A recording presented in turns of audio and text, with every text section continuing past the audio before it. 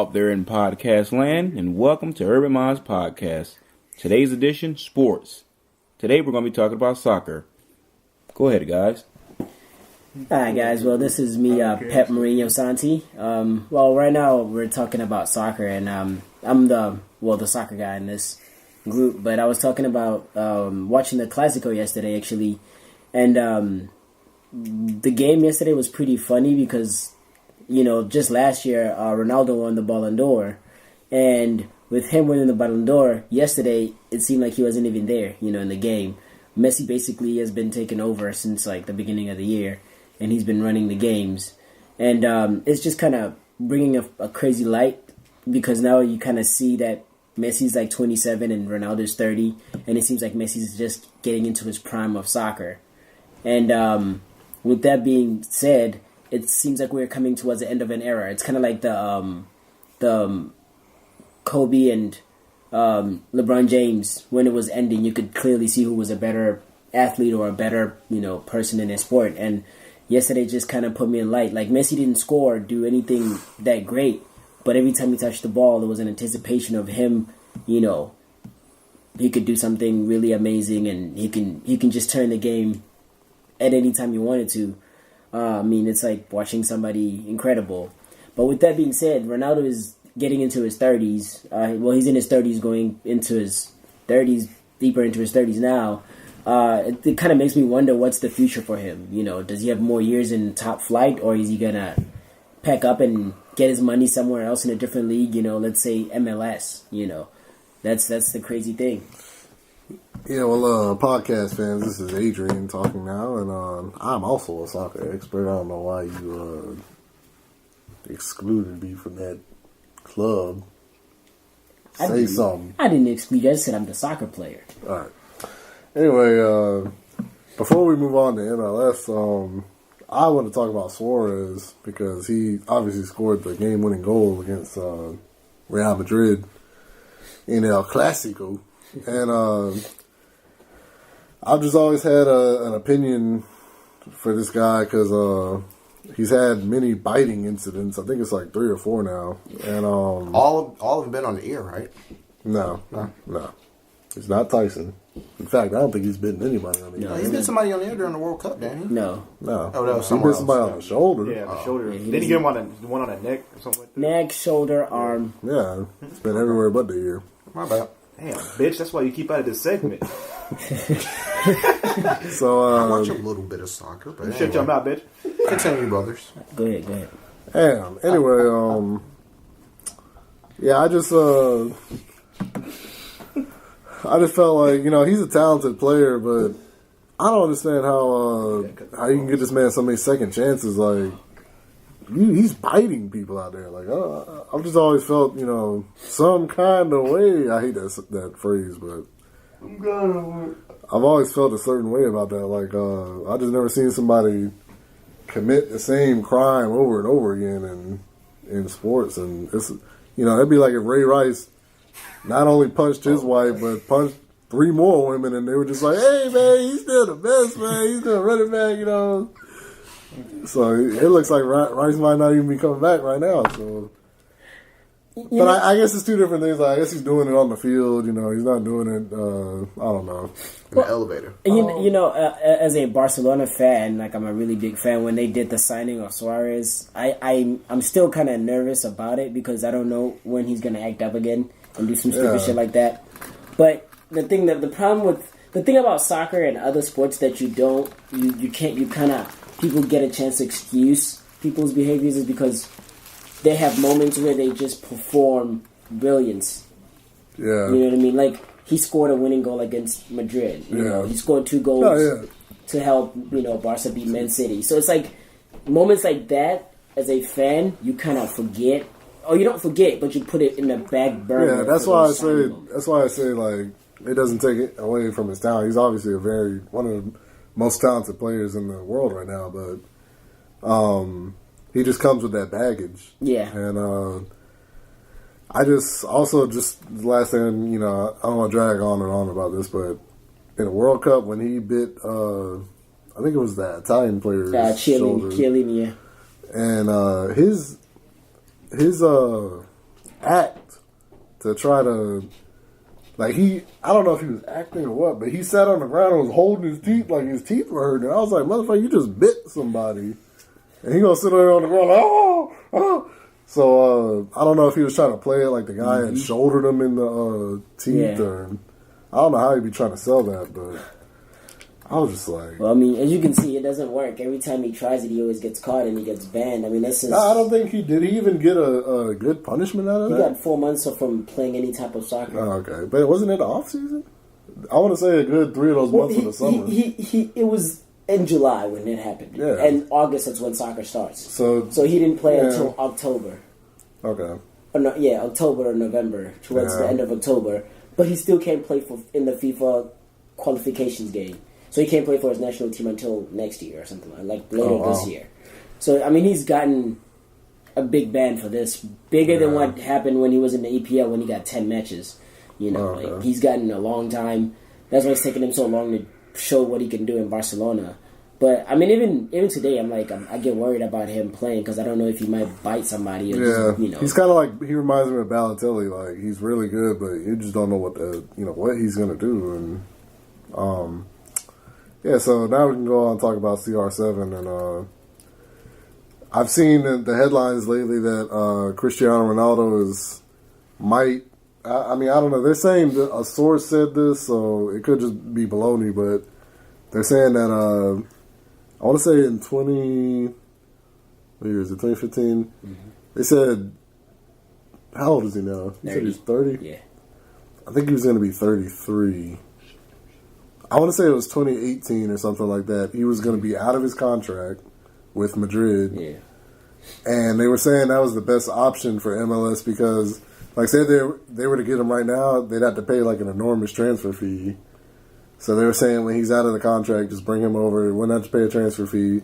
And this source is saying that he wants to do this. You know, this isn't just wishful thinking by us just saying, oh, you know, Kaká's coming here and all these other players are coming here, and Beckham's, owning a team, and we're trying to get everybody to MLS. Like, this source, according to this source, is saying that he wants to come here. So this is like huge news for me as just an American soccer supporter, and because that would be a huge, Beckham coming here is already really big, and if we are able to land Cristiano Ronaldo, one regarded as like Santy said, Kobe and LeBron. I mean, Messi and Ronaldo, that's the conversation in the soccer world. So for him to come to MLS and, contribute what he can, I mean, that would definitely help out not only the country and U.S. men's national team and the league and all that good stuff. I mean, it would just be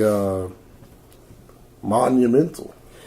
To me, in terms of ticket-wise, like selling tickets and stuff like that, the MLS would definitely sell more. Mm-hmm. Now, in terms of improving the league and enhancing, I don't know if that will happen. It will do anything. It's like when Beckham came. Like, did anybody get drastically better from Beckham showing up into the MLS? Well, no, not when he was playing for the Galaxy. But what I'm saying is now, look at Beckham. He's going to be owning Miami when they come into the league. But that's what I'm saying. I mean, I get that. That's what I'm saying. I get it'll be a selling point. Like, you got to understand, these European stars that are coming when they're about to retire, they're not playing to play competitive anymore. They're just playing to keep playing.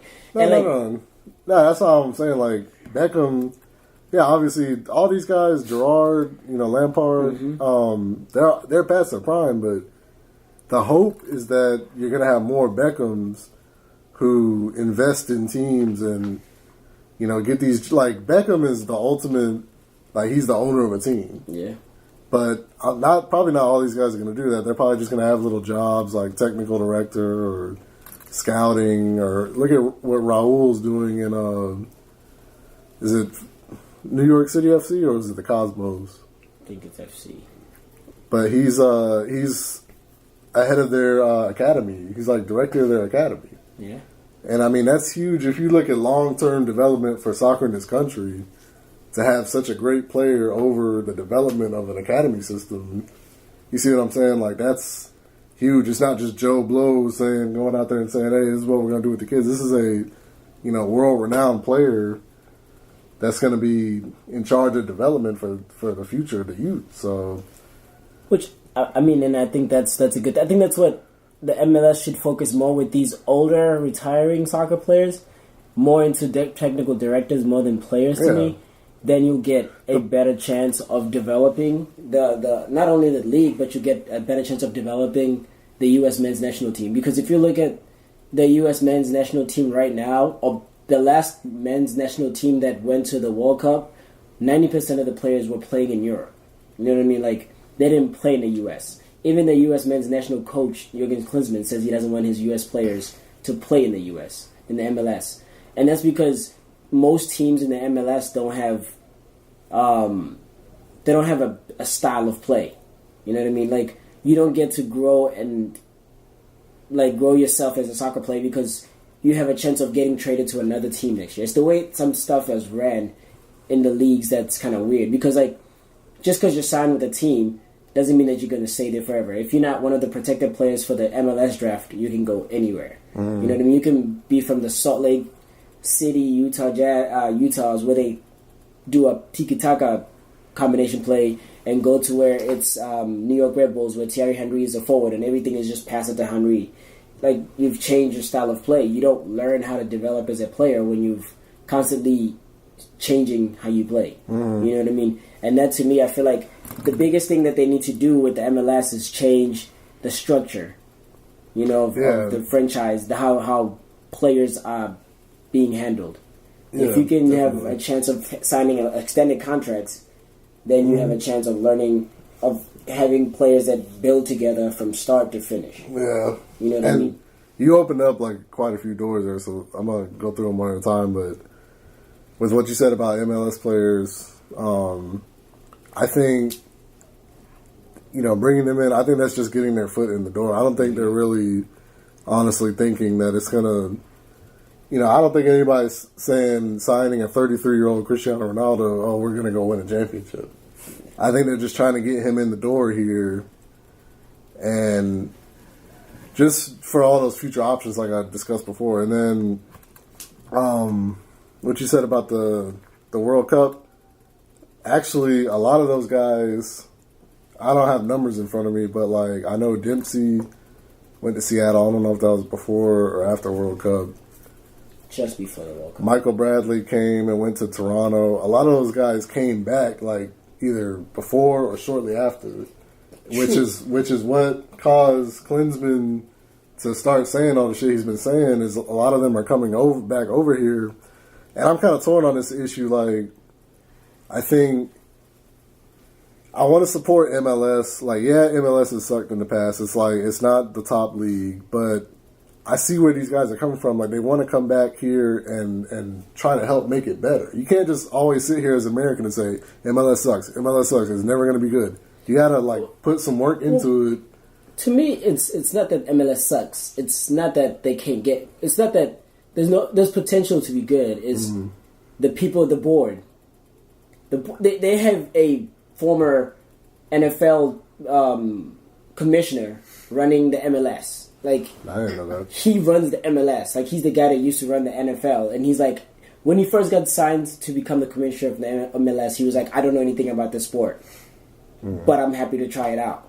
Like, that's what he said for his big speech.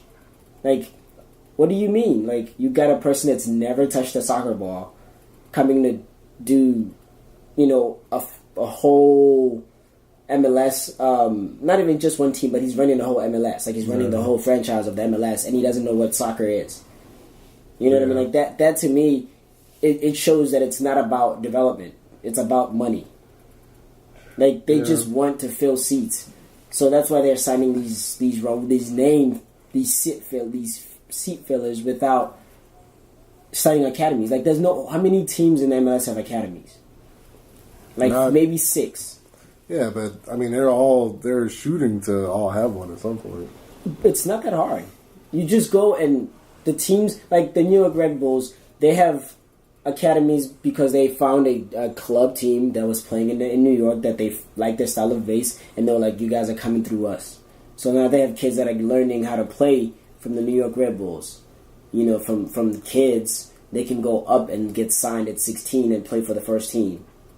You know, that's if they do, instead of him looking at it like the NFL, like he wants kids to go play all over and go play in college. And then when you're 22, then you come to a team and we're going to teach you a different style of play from what you've learned your whole life. That's where it's messing up people, and that's what Klinsmann doesn't like. Because you don't. And that's the thing about me. You don't get to form your own. You don't learn how to become your own player because you're always being broken.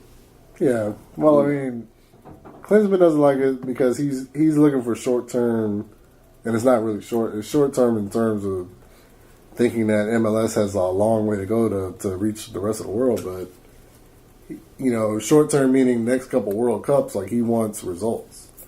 Whereas what I'm talking about with MLS is going to take a long time. I mean, we're not even. There's a lot of stuff that needs to be fixed. I think it's easy to sit there and point out like, oh, they're not promotion relegation, so that means the same teams like they suck, so they're going to stay in anyway. They don't get dropped. You know, good teams from NASL and USL or whatever don't get pushed up. I mean, I definitely I'm an advocate of making, you know, the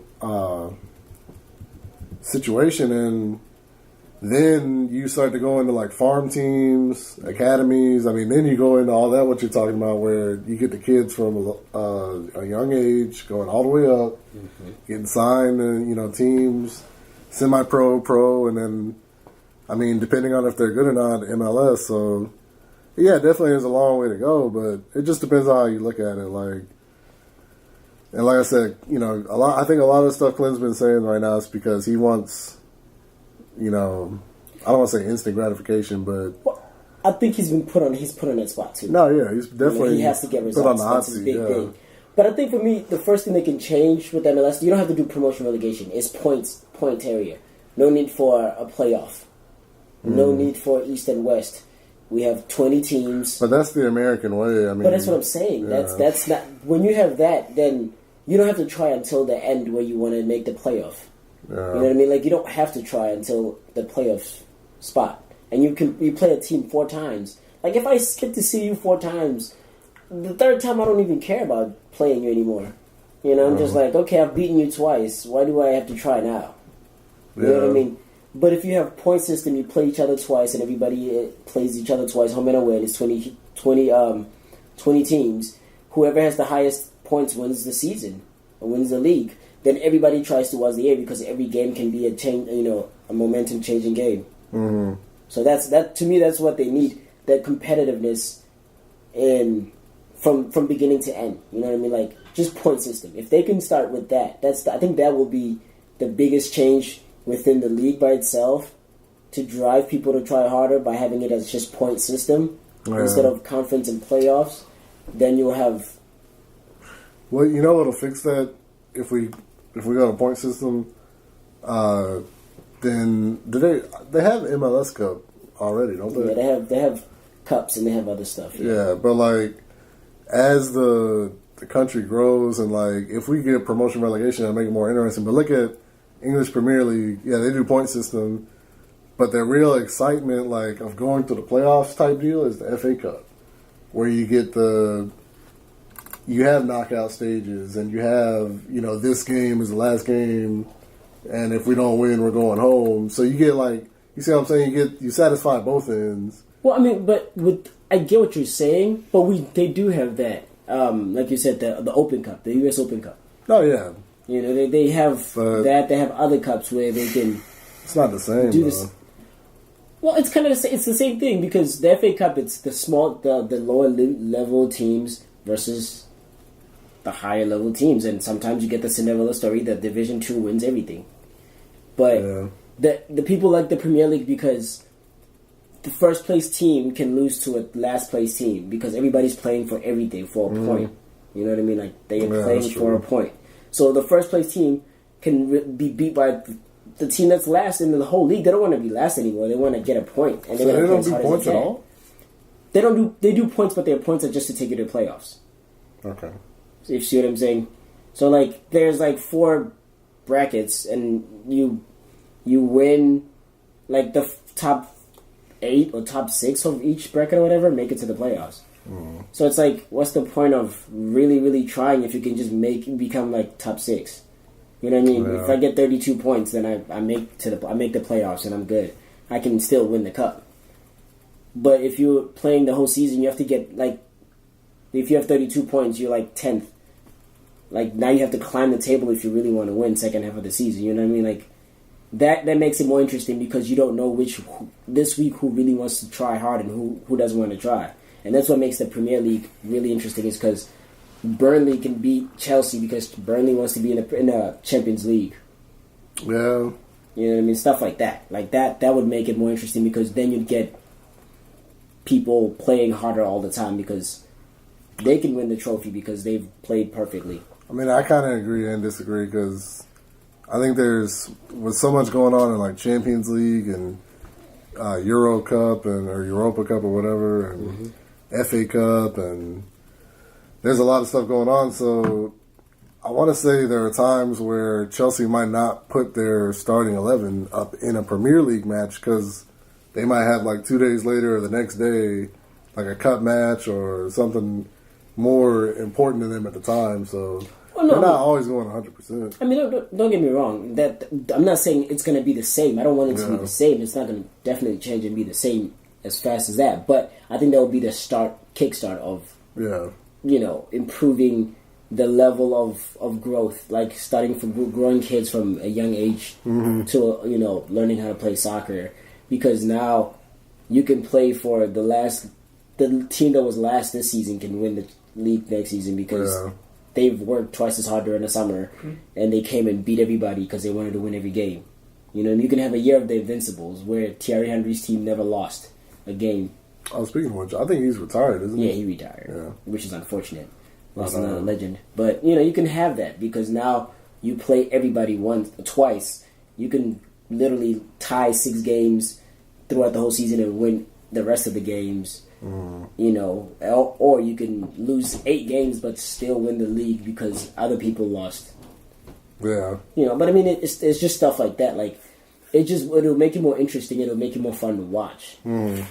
For in certain ways because that's what makes the Barclays Premier more interesting than a lot of leagues is because you don't know who's gonna win tomorrow. Yeah. Like Liverpool, Man United. Liverpool has been looking good and Man United has been terrible, but Man United beat the shit out of Liverpool yesterday. Yeah. I mean, that happens. It definitely happens. Anybody can win on any given day. So, I guess one of the last things I wanted to mention was that, this is kind of old news now, but Carlos Bocanegra was named MLS Atlanta technical director. So, I think, once again, that's a big, step forward for the city of Atlanta and, he's a big name in U.S. soccer. Former captain. Yeah, former captain of the U.S. men's national team. And, they're already taking the right steps to put, good people in positions to make this a successful franchise. I don't want this to be another, Atlanta Thrashers or we're just going out there to play. I don't want it to be any other Atlanta team. I want it to actually have a purpose. Exactly. But I mean, I think it'll be good for him as a technical director because he has experience in Europe. You know what I mean? So they have somebody that already has experience in the European soccer, so he knows what to look for. And he's not big. He's not a big guy if you look at him. So he knows sometimes skill is better than power. So he could probably influence some people in Atlanta. And we have a lot of skill, and I think we can expect to not be the laughingstocks of the sporting world in the Atlanta soccer team because we do have a lot of soccer in here. We can farm a lot of people in Atlanta. We don't literally need to go anywhere out of Atlanta to find players. To be honest, we can find a shitload of players in Atlanta. We have, how many people are in Georgia? Like 10 million? 5 million? I think 5 million people in Georgia. I think there's 5 million people in the city. Anyway, yeah, none of them are paying attention. No response. we talking about? No, I mean, that's in Georgia. That's kind of crazy logic, Santy. Like, how many people in Georgia? Like 5 million or something? In Georgia altogether or Atlanta? Well, in both. He said 5 million in Georgia. I said 5 million in Atlanta. No, I don't think it's 5 million in Atlanta. I think it's like 3 million. Okay. No, like I think that's kind of crazy logic. Like I don't really know where you're going with that, honestly, because like With what? you saying like we can only pick players from the state of No, Georgia. I'm not but, saying we can. I'm saying we can find Yeah, a lot. We don't have to. Look, what I'm saying is we can start first in Atlanta. Yeah, I know. You know But what I mean? they're not gonna have a whole team Well, of course, comprised of only Atlanta. they're gonna have players. They're gonna have the MLS draft. It's just what Yeah. it is. But I'm saying, And then we're Scouting gonna have a shouldn't be superstar. hard. yeah, within we the don't area. have. We shouldn't have trouble. Oh, yeah, local finding scouting, people. yeah. You know what I mean? Like it shouldn't be. We But shouldn't. they're gonna go to like the Silverbacks.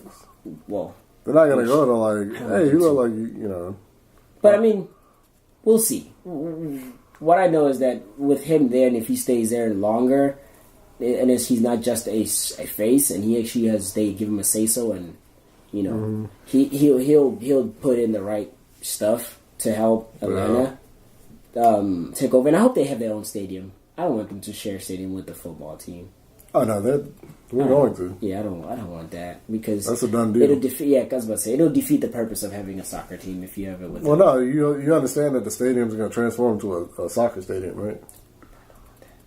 Have you seen like any of the images or No, videos? I've seen what it's gonna look. I just don't want that. I want it to have. There's some things like soccer stadiums have their own atmosphere, and football stadiums have their own. The way they're made differently. I know, but you understand that the walls of It's the a stadium are multi-purpose going to stadium. move. It's not the movement; it's how it's built in general. Like I know, but You're saying that it's going to be tainted because it's a football stadium. No. You still want to have that soccer feel to it. So sorry to interject, but I want to say Atlanta has about record from last year is about 4 million people. okay, in Atlanta, okay. Yeah, in Atlanta. So I was right there. You said 5 million. Bitch. but what I'm saying is, it's okay. I've been to some and I'm not trying to brag or anything. I've been to football stadiums and I've been to soccer stadiums. The first thing they're going to build it for is football. And when you build a stadium for football and for soccer, it's going to be different. No, you're misunderstanding. Like this stadium, I need you to go to the website. They have different. Like the shit is going to move. The walls are going to move.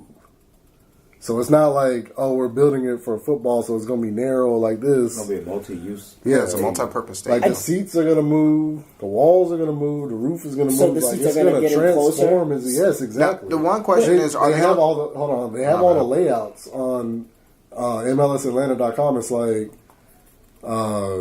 they got the soccer layout where like all the seats are close in, you know, because soccer fans want to be like that, and then they got the football layout. They got like monster truck layout. I mean, they got everything. Now, are they going to play I mean- on turf or astroturf or grass? It's probably gonna be turf. But see, and I get it, but for me, as a person that grew up in a soccer stadium, I think build a soccer stadium as just a soccer stadium. But where would you put it though? That's the problem with the city is you I don't have mean, this land. where are to they be going to build around. the new stadium? They're going to tear it out in Jordan. But see, they only have room for one. That's all I'm saying. Where are they building the new stadium, though? Where the old one was. Where the old one is? Yeah. What are we doing with this plant over here by Georgia? They about to make that. Dorville? They about to make that like another Atlantic station. Homes, Good God. offices. Do we really need another Atlantic station? I said like Atlantic station. But I'm saying, do we really need another? Well, Atlanta is constantly growing, but that's not the topic at hand. I mean, okay, so what's going to happen with the Brave Stadium?